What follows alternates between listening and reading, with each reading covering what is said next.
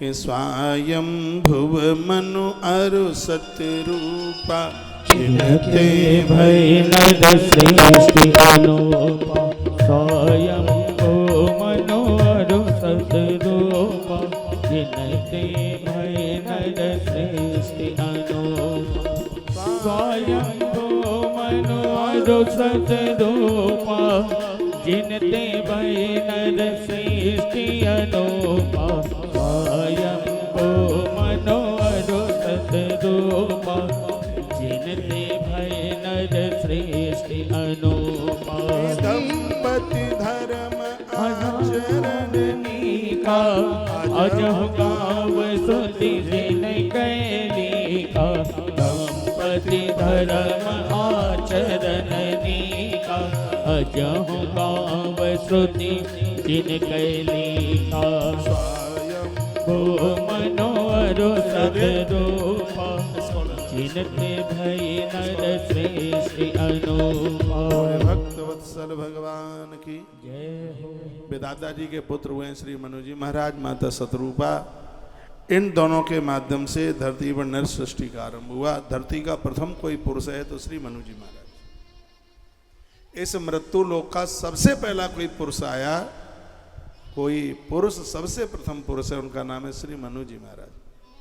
मनु की वजह से ही हम और आप सब मनुष्य कहलाने के अधिकारी हैं। इस धरती पर सबसे पहले कोई नारी आई है, वो है हमारी दादी की भी दादी की भी दादी की भी दादी माता सतरूपा। नर सृष्टि इस धरती पर इनसे पहले कभी कुछ भी नहीं था। मनु जी महाराज और माता सतरूपा।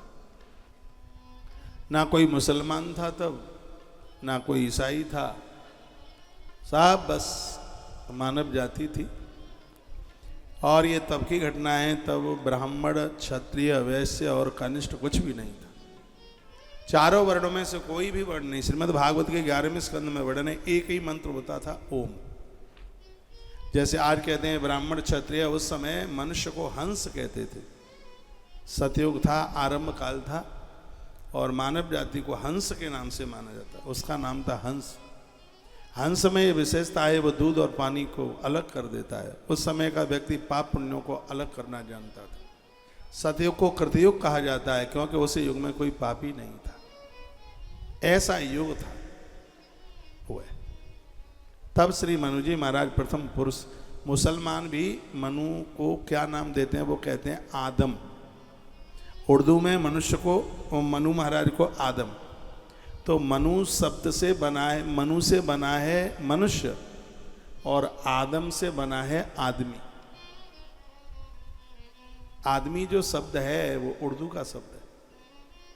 जो मुसलमान लोग कहते हैं आदम, तो आदम क्या है? वो पूज्य श्री मनु जी महाराज ही तो हैं, जो कि इस धरती का प्रथम पुरुष है।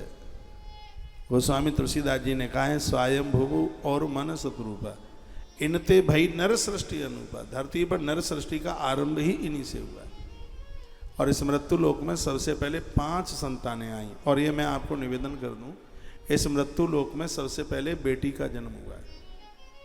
इसलिए कन्याओं को बहुत पूज्य माना गया है, बहुत बंधन युक्त माना गया है।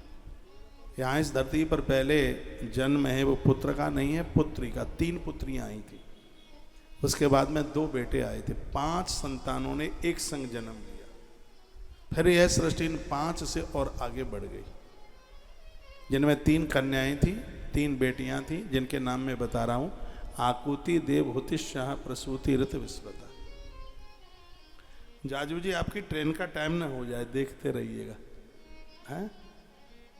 कथा तो चलती रहेगी, कहीं कथा के आनंद में वो रेल ना छूट जाए। ठीक है, 15-20 मिनट का रास्ता है यहाँ से, बस अपने हिसाब से आप निकल जाना। आप आए हैं, बड़ा अच्छा लग रहा है, रौनक लग गई है, बहुत बढ़िया लग रहा है। तो मैं निवेदन कर रहा था, 5 संतानें कौन कौन सी हैं?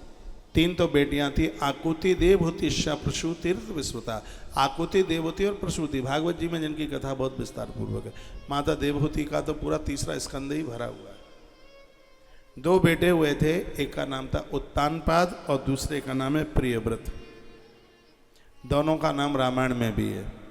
नप उत्तान पाद सुततासु ध्रुव हरि भगत भयो सुत जासु नृप उत्तान पाद सुत जासु ध्रुव हरि भगत भयो सुत जासु लघु सुत नाम प्रिय बत ताहि वेद पुराण प्रसंसहि जाहि लघु सुत नाम प्रिय बत पाहि वेद पुराण प्रसंसहि जाहि देवहूति पुनिता सुकुमारी जो मुनि करदम कै प्रिय नारी देवहूति पुनिता सुकुमारी जो मुनि करदम कै प्रिय नारी आदि देव प्रभु दीन दयाला जठर धरो जी कपिल कृपाला आदि देव प्रभु दीन दयाला जठर धरो जी कपिल कृपाला। बोली हनुमंत बलवंत महाराज की जय हो। तीनों बेटियों के नाम, तीनों बेटियां आकुति, देवती और प्रसूति।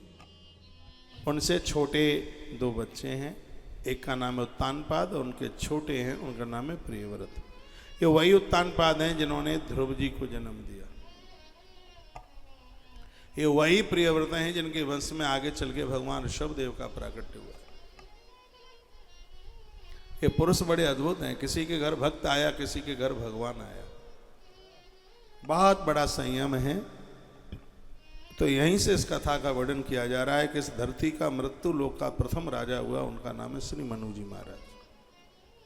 पूरी दुनिया को राजनीति के 4 सूत्र मनु जी ने दिए, साम दाम दंड और भेद। पूरी दुनिया में जो भी राजनीति की जाती है वो श्री मनु जी महाराज के सूत्रों के द्वारा की जाती है। इनसे बड़ा राजा नहीं हुआ कोई। ये धर्म की नीति को जानते थे। उस जमाने का इनका जन्म है जिनकी मनुस्मृति सभी महात्माओं ने पढ़ी और सुनी। प्रभु राम जी ने मनुस्मृति सुनी, जिसमें एक एक बात को बड़े गहराई और विस्तार पूर्वक निवेदन किया। मैं तो कहूँगा जीवन में मनुस्मृति नहीं पढ़ी तो कुछ नहीं पढ़ा। एक जीवन जीने का ढंग है उसमें। ये दूसरे लोग तो मनुस्मृति की बड़ी बुराई करते हैं, बहुत ज़्यादा बुराई करते हैं।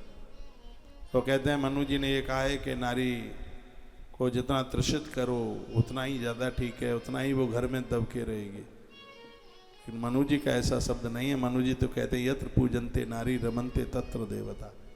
मनु जी तो ये कहते हैं जिस घर में नारी का सम्मान होगा उस घर में देवता विचरण करेंगे, उस घर में सब प्रकार की बरकत होगी। मनु जी महाराज का तो ये सब